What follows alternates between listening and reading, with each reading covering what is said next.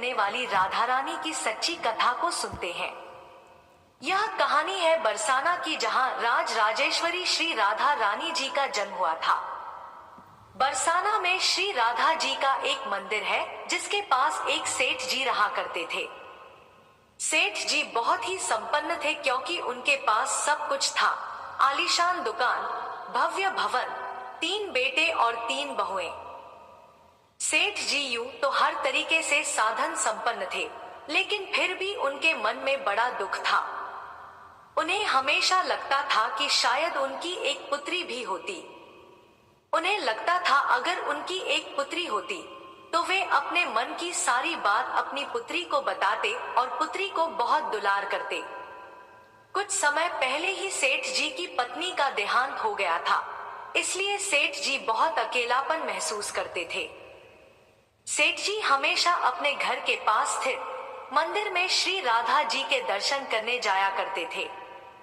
एक दिन जब सेठ जी मंदिर में श्री राधा जी के दर्शन करने गए, तो उसी दिन मंदिर में एक संत पधारे थे। सेठ जी को कुछ उदास देख संत ने सेठ जी से पूछा, उदास क्यों हो बेटा?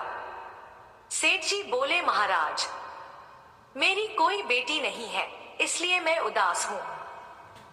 संत मुस्कुराए और बोले, यदि जीवन में किसी का अभाव है तो उसकी जगह भगवान को बिठा लेना चाहिए। सेठ जी बोले, महाराज, मेरे तो कोई बेटी नहीं है, तो मुझे क्या करना चाहिए? संत बोले, अरे सेठ जी, जब तुम्हें बरसाने में वास मिला है तो तुम बरसाने की बेटी श्री राधा रानी जी को ही अपनी बेटी क्यों नहीं मान लेते? संत की यह बात सेठ जी को बहुत पसंद आई। उसी दिन सेठ जी ने श्री राधा जी का एक बड़ा सा चित्र मंगवाया और उसे अपने कमरे में लगा लिया। अब तो सेठ जी का जीवन ही बदल गया। वे उठते बैठते सोते जागते श्री राधा जी को अपनी बेटी मानकर उनसे बातें करने लगे।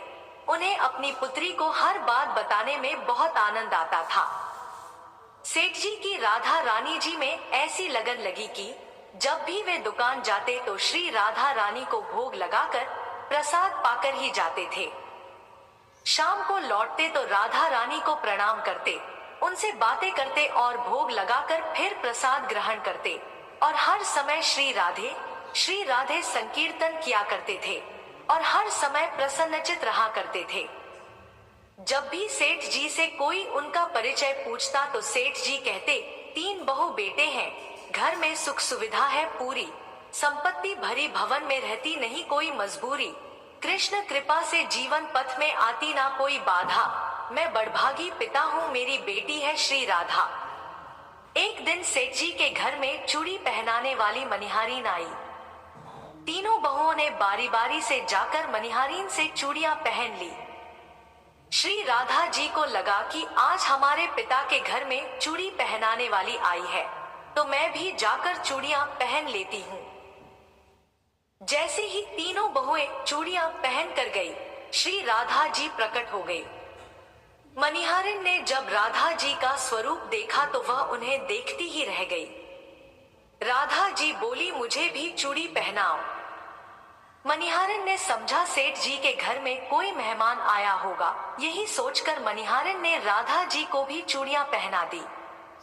श्री राधा जी चूड़ियां पहनने के बाद एक ओट में जाकर अंतर्ध्यान हो गई। सभी को चूड़ियां पहनाकर मनिहारिन हमेशा की तरह चूड़ियों का पैसा लेने सेठ जी की दुकान पर चली गई। मनिहारिन को देखते ही सेठ जी बोले, घर पर चूड़ियां पहनाने गई थी, यह लो तुम्हारे पैसे। सेठ जी ने मनिहारिन को हर बार के जितने ही पैसे दिए। मनिहारिन बोली, सेठ जी, इस बार मैं ज्यादा पैसे लूंगी। मैंने आपके घर में 3 नहीं बल्कि 4 जनों को चूड़ियां पहनाई है। सेठ जी बोले, हमारे घर में 3 बहुओं के अलावा चौथी तो कोई है ही नहीं जो चूड़ी पहनने वाली हो। मनिहारिन बोली, यह सब मैं नहीं जानती, लेकिन मैंने तो चूड़ी 4 को पहनाई है। सेठ जी बोले कि पहले मैं घर में पता करूंगा, बाकी के पैसे उसके बाद दूंगा। मनिहारिन बोली, ठीक है सेठ जी, आप घर में पता कर लीजिएगा। यह कहकर मनिहारिन चली गई। शाम को सेठ जी घर पर पहुंचे। उन्होंने घर में मनिहारिन के बारे में पूछा। उनकी बहुओं ने कहा कि केवल हम तीनों ने ही चूड़ियां पहनी थी। सेठ जी अपनी बहुओं से बोले, मैं भी यही सोच रहा था कि चौथा तो कोई है ही नहीं हमारे घर में जो चूड़ियां पहने। इस प्रकार सेठ जी यह बात भूल गए और अपने नित्य काम में लग गए। सेठ जी राधा राधा बोलते बोलते श्री राधा जी को प्रसाद का भोग लगाए और भोजन करके सो गए। जब सेठ जी को नींद आ गई तो उनके स्वप्न में श्री राधा जी प्रकट हो गई। राधा जी बहुत उदास थी, उनकी आंखों में आंसू थे। सेठ जी ने पूछा, बेटी उदास क्यों हो? श्री राधा जी बोली, आज मेरा मन बहुत दुखी है। मैंने आज अपने पिता का घर समझकर यहाँ उस मनिहारिन से चूड़ियां पहनी थी, परंतु पिताजी आपने उस मनिहारिन को मेरी चूड़ियों का मोल नहीं चुकाया। पिताजी आपने मुझे बेटी तो बना लिया, परंतु आपको मेरी याद नहीं आई। आपने मुझे भुला दिया, इससे मैं बहुत दुखी हूँ। यह सुनकर सेठ जी सपने में ही रोते हुए बोले, बेटी मुझे क्षमा कर दो, मुझसे बहुत बड़ी भूल हो गई। सेठ जी तुरंत नींद में से उठ बैठे, उनकी आंखों से आंसू आ रहे थे। सेठ जी ने तुरंत तिजोरी में से पैसे निकाले और मनिहारिन के घर की तरफ चल दिए। सेठ जी ने मनिहारिन के घर का दरवाजा खटखटाया।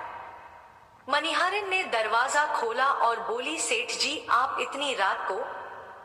सेठ जी को अपने घर पर देखकर मनिहारिन चौंक गई। सेठ जी के